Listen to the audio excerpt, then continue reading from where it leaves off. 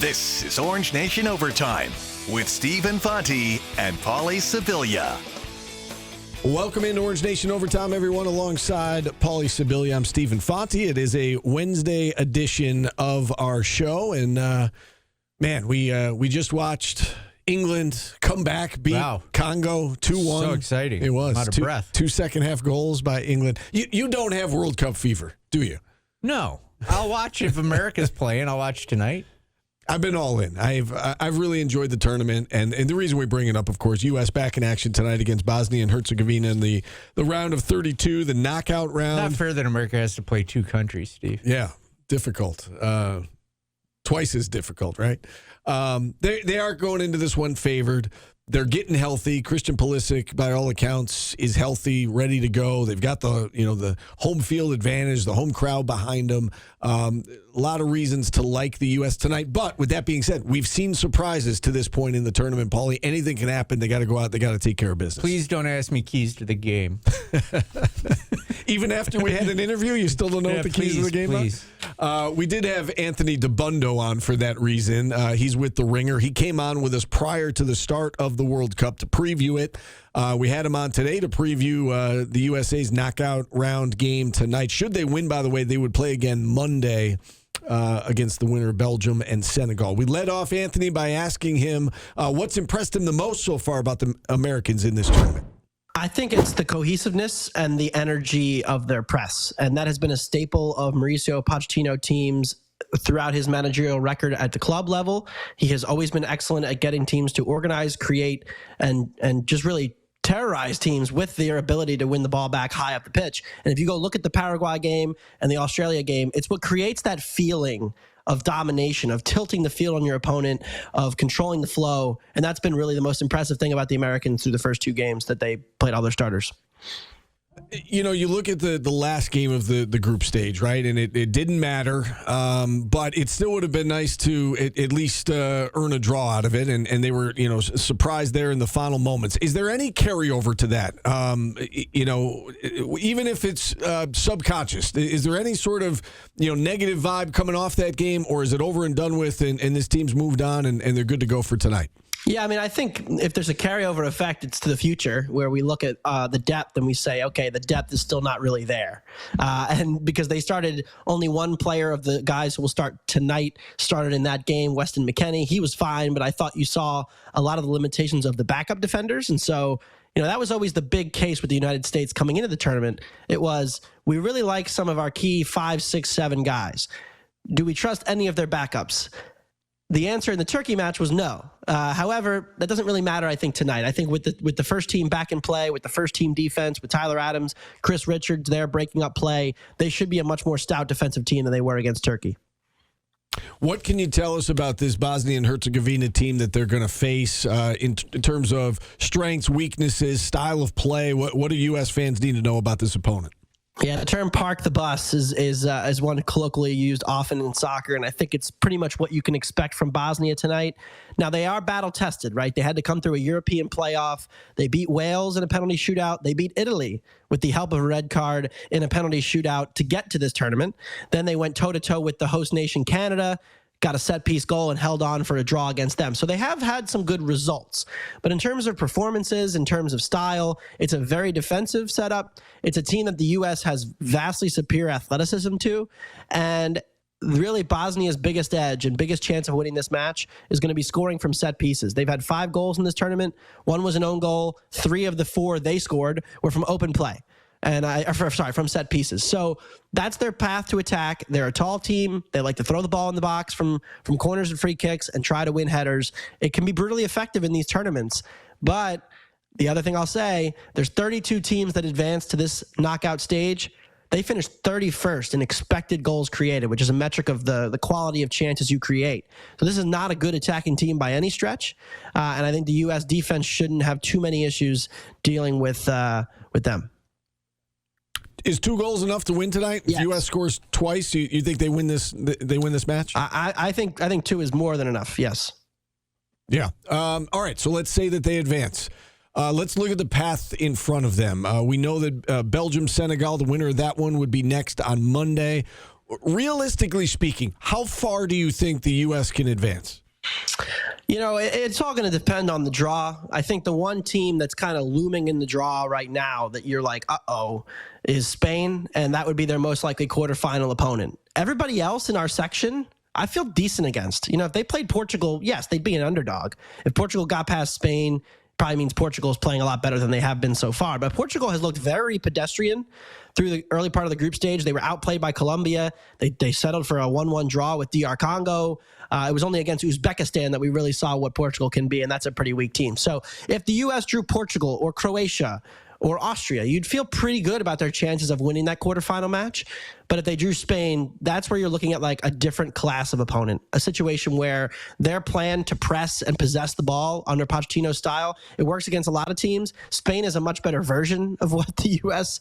is going to try to do, a much better, much more talented team with a far superior defense and midfield. So that would be the first game where you're like, right?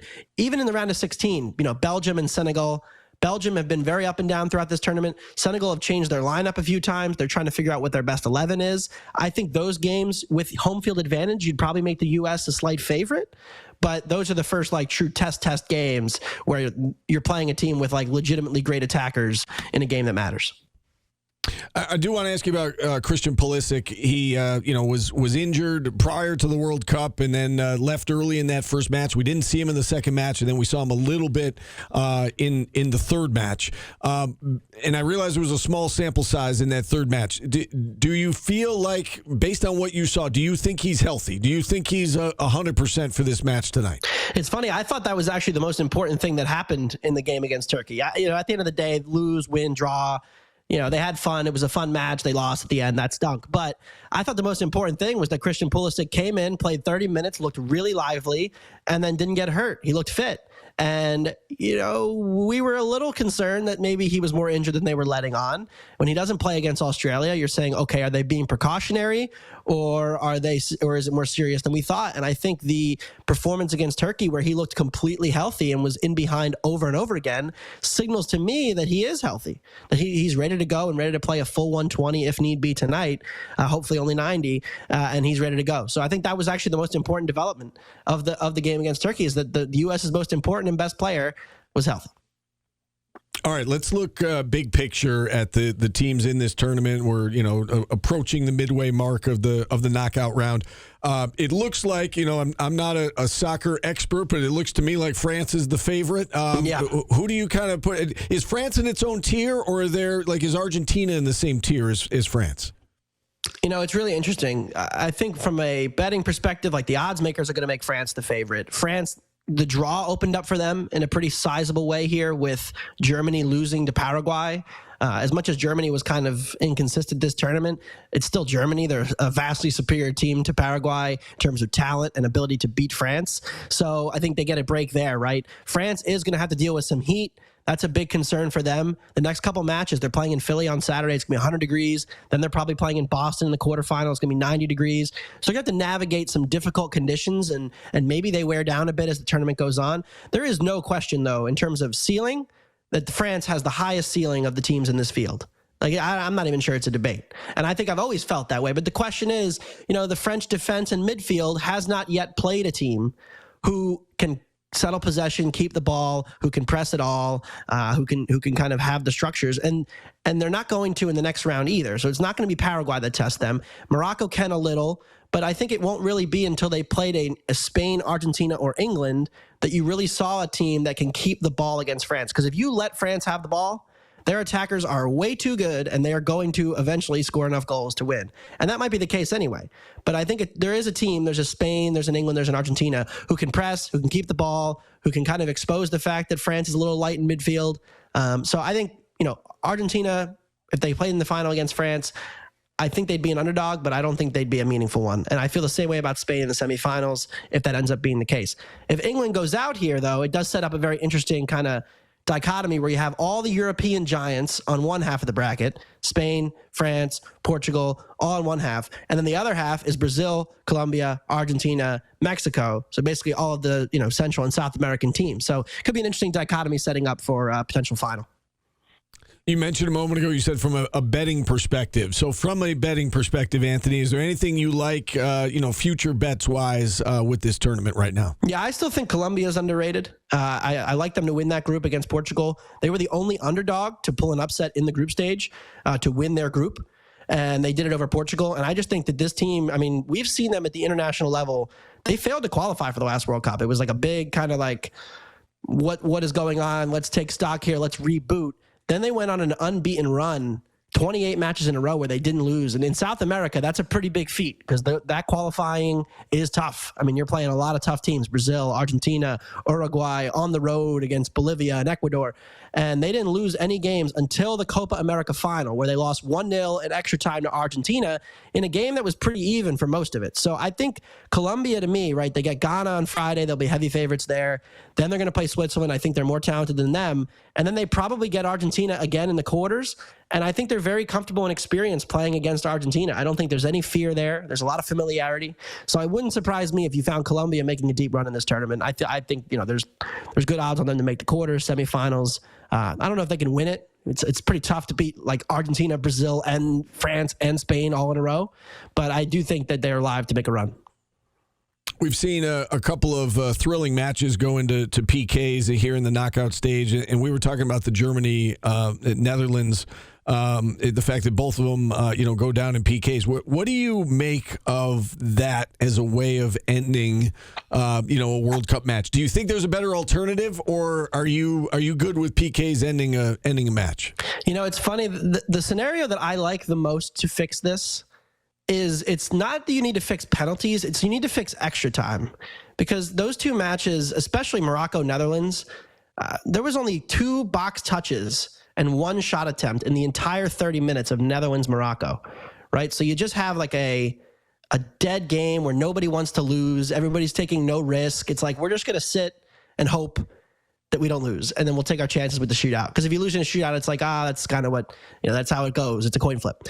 The idea that's been thrown around for years that I like is, what if they did the shootout first? They did the shootout first, and then the other team had to go win it. Now, it would be weird. It would be anticlimactic in a way, but let's say they have the shootout. Netherlands loses to Morocco. So now Morocco is essentially holding on to the lead. They have like a half-goal lead. They have the tiebreaker. And then they play 30 more minutes, and now you force the Dutch to go play, to go get a goal to win it. Right, to try to score. And after 30 minutes, we see what the score is, and then we decide based on that who the winner is. It would be so exciting. So I'm in support of that. I like that. That's very interesting. That's a really because the other ideas are like you take players off, but the problem is everybody's dead. So turning it into like 9-on-9 when nobody has legs anymore after these brutal wars, it would be a challenge.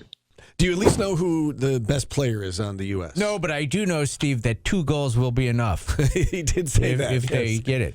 So I don't care who kicks them. He did say that. All right. We also... I do have a thing about this World Cup. How are people getting all the time off from work to do... how do you do that? From a different country, especially, right? Yeah, logistically, it's also a nightmare. Like, you come here, and your first game's in Miami, and then you win a couple there, and then you got to go to Boston, or vice versa, or to Seattle, or some of the Toronto. players have talked about that, the long travel from wherever their home base is, and then they got to go fly and play a game somewhere else. Yeah, our athletes do it every day. So. Yeah. It's logistically, it's been difficult because it's such a large area. There's games in Canada, there's games in Mexico, there's games in the U.S. What an economic boom it's got to be for the cities that got this. For sure, yeah. And it's people with a lot of money, too, because the tickets have been outrageous. So if you're going to these games... If you could get a month off of work, if you're going to these games, you got a lot of money. We also talked about, soccer, not your favorite topic. Trade deadline is your favorite topic. Yes, that and bubble around basketball. Yes. I love the hypothetical potential of things. You do. That's what Sports Talk Radio is all about. It's baseball season, and teams are buying now because the playoffs are expanded, and it's fun to me. We had Anthony Franco on from MLBTradeRumors.com, one of your favorite guests, maybe your favorite guest overall on the show. We let him off by asking about the big names that he expects to be available leading up to the deadline. Hey guys, thanks for having me back. Happy to do it, as always. I think that the big one, right, is got to be Tarek Skubal. Just given he's an impending free agent. He's a top 3 pitcher in baseball, and the Tigers they're kind of in it because the American League is bad enough that almost everyone except for the Angels and Royals is like still vaguely in the wild card hunt, but they're well below 500 right now, and so it's a long way back for them. They need a great July to kind of pull back in the playoff mix and avoid trading him, but Skubal to me is going to be the most interesting name all the way up until August 3rd. Who do you think are the top teams that would be in on him? All the usual suspects? Yeah, I mean, I think anyone who has legitimate World Series aspirations should be involved, right? Because out of players who are going to get potentially could get traded, nobody improves your odds of winning the World Series in 2026 more than Skubal, just because we see the impact that an ace has in the postseason where there's more off days, and so you can you shorten your rotation and you can pitch this guy in game 1 and then he comes back in game 4 and maybe it's a game 7 situation and you could use him in relief, something like that. So I think that Atlanta, they've struggled lately but got out to such a good start that they're kind of running away with the NL East. They could definitely use another starter. Obviously you have to mention the Dodgers in any situation like that, although I will say that I think that their rotation already, they have a lot of high impact starting pitchers, and so certainly they would make room for Skubal. Obviously he would fit into their playoff rotation, but I think that there are other teams who might be more motivated to pull it off. Even I think if you want a dark horse, this isn't a very Rays style move. They're certainly not going to re-sign him, but we know that there was a report from the Athletic a couple years ago when Ohtani was an impending free agent and the Rays ran it, they were willing to trade Junior Caminero for Ohtani for a couple months. And if you look at the American League this year, it's wide open, and so if there's ever a time for the Rays to get a star, even if it's just for a couple months, I think that this would kind of be the one to jump in on. You mentioned the Rays. What about the Brewers? I know it wouldn't be a big splash for the average fan to see the Rays or the Brewers get them, but they have the farm system to get them. Yep. I think that similar logic, certainly. Now, the Brewers do already have, Misiorowski's one of the few pitchers you could argue is almost as good as Skubal at this point. Obviously, the track record is not as long, but the way that he's pitching this year, he's outpitched Skubal so far this year. So they already have a legitimate number 1, but yeah, you could definitely make the argument for the Brewers similarly to kind of load up, have an impact pitching staff going into October and just try to win a World Series this year, even if there's no chance that they're re-signing him long term. In terms of relief pitchers, there's Aroldis Chapman, obviously, in Boston. Who comes to mind from the bullpen market? Yeah, I think Aroldis is the best one who's going to move. I know Boston's played a little bit better lately, mostly by sweeping the Yankees, but they're still pretty far out of it. I think that he'll end up getting traded. Antonio Sensatella with Colorado's not a huge name. He was not a very good starting pitcher for the last couple of years, but they moved him to the bullpen this year. His velocity has ticked up. He added a cutter at the end of last season that is not his best pitch, and so another guy, Colorado doesn't have a ton of trade chips to dangle, but Sensatella is someone who I think would slot in as the second or third best reliever in a contending bullpen. Certainly going to get moved. I think that, you were alluding to the Padres earlier. Even if they don't sell, I do kind of wonder, I would be shocked if they traded Mason Miller, but the Padres have such a deep bullpen that, and they need starting pitching and offense. They have so many other needs, and they've kind of in the farm system with so many of their other trades that I wonder if they can make sort of a baseball trade where they move, whether it's Jason Adam or Jeremiah Estrada, Adrian Morejon, somebody like that, who's an elite setup man who would be a closer on a team that didn't have Mason Miller, if that could get them, major league outfield help or something. Let's talk to you about both New York teams, beginning with the Yankees. And, right before you came on, we were giving our daily Yankees update. They've lost 6 in a row now. They've got 15 hits, I believe, or 16 hits over the course of the last 5 games. That is a franchise record in terms of fewest number of hits in a 5-game stretch ever for the New York Yankees. They're obviously struggling because they're, in large part because they're banged up, right? No Stanton, no Judge, no Grisham. How aggressive do you think they will be around the deadline, or will they look at it as, when these guys get healthy, that's almost like their trade deadline where they're infusing their lineup with all this talent? Yeah, look, I think certainly there's no sugarcoating how bad they've been lately. And obviously it's a lineup that, if Judge isn't in it, then it's a good lineup. It hasn't played like a good lineup lately. I think it's a good lineup without Judge, but it's certainly not a great one. And then Judge kind of papers over a lot of the inconsistency of the other players. So I think, assuming the Judge doesn't suffer any kind of setback and they expect him back still in August or so, they don't need to make a swing in the outfield necessarily. I would expect them to be involved in a catcher. Like Austin Wells just hasn't worked this year. And, they've had the left-handed catching duo for a couple seasons. And so if you get like Minnesota's Ryan Jeffers, he's injured right now, but he'll probably be back before the deadline. And he was out to a career best start this year. He's an impending free agent. Certainly, like the Rockies don't tend to trade their star players, but if Hunter Goodman was out there as one of the best power hitting catchers in the league, like the Yankees should be all over that. Would take a lot, but certainly a guy that would fit there. And then I think that, we see the Yankees every summer. They're active in trading for bullpen help. Certainly were last year with Bednar, Duvall, and Jake Bird. And Bednar has worked out okay. Duvall has really not. Bird was also a disappointment. So definitely expecting to be back in the mix for bullpen help, and maybe kind of in a separate move. Like Duvall's not going to be a huge trade chip, but I could see a world where they trade for an impact reliever, kind of push Duvall out of the bullpen entirely and sell low on him, trade him somewhere else. When you look at the AL East, how much of a threat do you look at the Rays for the Yankees, and what do you expect Tampa Bay to do to improve their chances leading up to the deadline? Yeah, I mean, on paper they shouldn't be, right? Like I think that you look at the rosters and the Yankees have a better roster, kind of top to bottom. Certainly more talent in the rotation. Obviously, the Rays have a couple star hitters, but their lineup depth really falls off after their top three of Caminero, Yandy Diaz, and Jonathan Ronda. So I still think the Yankees should win the division, but ultimately, like, the Rays are up 2.5 games right now, and we're more than halfway through the season. So, yeah, of course, they're a legitimate threat. They played really well. Both those teams are going to make the playoffs. It's just a matter of, if you win the AL East, that probably means that you're getting a top two. You have a top two record in the American League, which means you get the first round bye. So it is a big advantage going into the postseason to win the division. And I think that the Rays, they have a deep farm system. They don't have a ton of payroll space in general, but they also don't have any like long-term contracts in the books. So it's a situation where they could make a move, take on a few $1 million for the stretch run, even if it's for a guy who they're not going to sign long-term, and have a lot of needs. So I think, they could be involved in the bullpen market as well. Certainly they could use another starting pitcher, just given questions about, Shane McClanahan hasn't pitched in 2 years. Will he hold up over a full season? Something like that. So a lot of different ways that they could go.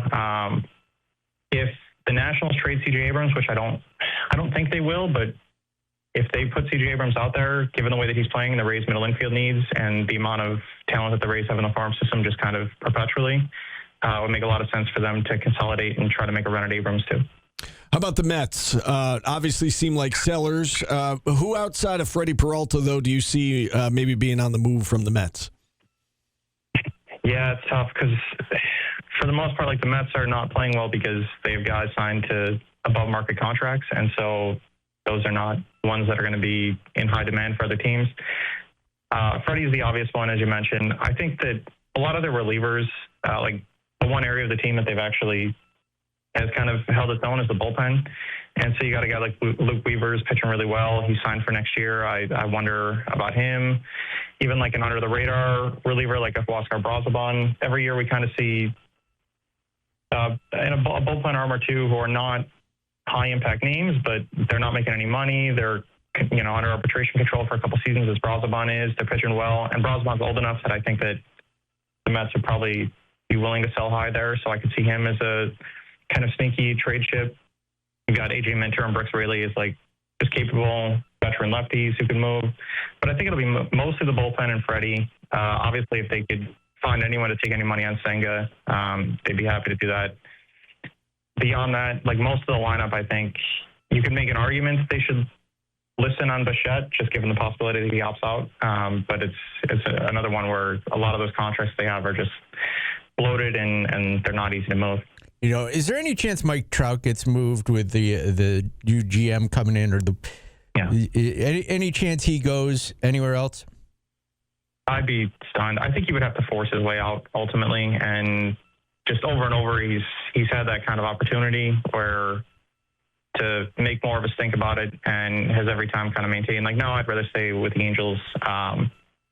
It's, you would need to find a situation where the new GM comes in, has to convince ownership, which I think the Angels' problem, they haven't had good front offices either, but their overarching problem is that the owner intervenes and kills opportunities to trade star players when they need to rebuild.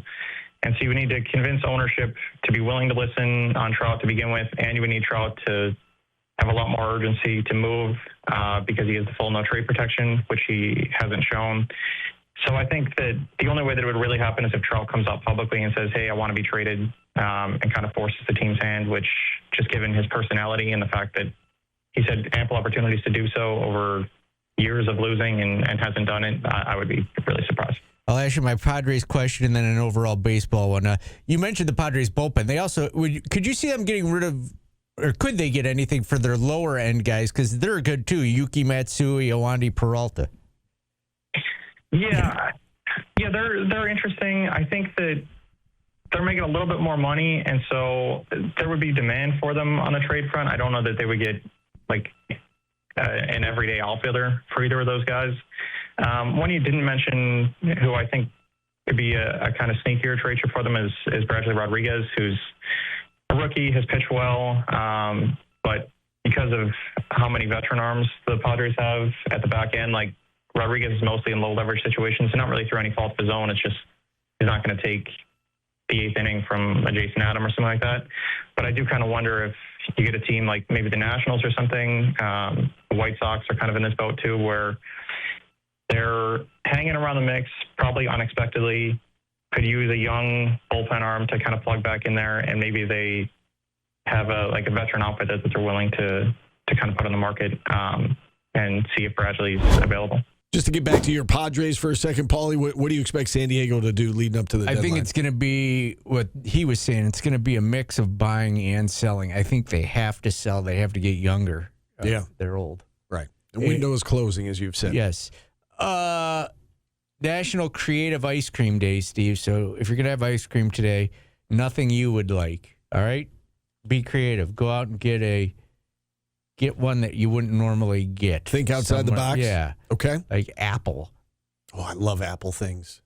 Maybe that'd be different. Apple ice cream? Yeah, never heard of it. I haven't either. That sounds good, though. So try it. Okay. Go make it. National Postage Worker Day, Steve. Okay, like a postal worker? Yeah. Okay. Yeah, like a National Postal Worker I thought you said postage, like postage stamp. Postal worker. Postal worker. I don't think you're going to like these. I enjoy them. I don't go out of my way to have them. I'm not going to say no, as you would say. Ginger Snap Day. My dad loves ginger snaps with peanut butter. Loves them. Like dunking them in? Yeah. Interesting. Going to have to try that. Yeah. That seems very... And it's also National Postage Stamp Day, okay. Steve. So combine the two. That makes sense that you would combine the two. Okay. Yeah. How often do you mail something? All the time. I'm in the process of selling off my baseball card collection. You do a lot. Yeah. I literally have one of those grocery bags full of cards I'm about to send out. All right. I'm headed to the post office right now, as a matter of fact. USA tonight. Bosnia-Herzegovina, right around 8 o'clock start. Wait, you want to take a bet right now? What do you think the odds are if I go Happy National Postal Worker Day to the guy at the post office? He actually knows it's National Postal Worker Day. And I'll give you an update tomorrow. I think I'm going to say yes. I'm going to say he knows and smiles and says, "Oh, thank you. I didn't realize you knew." Okay. Or how'd you know? I think it's going to be a conversation starter. Okay. All right. We got to go. Thanks for listening. Thanks for watching, everybody. For Paulie, I'm Steve. We'll talk to you again tomorrow.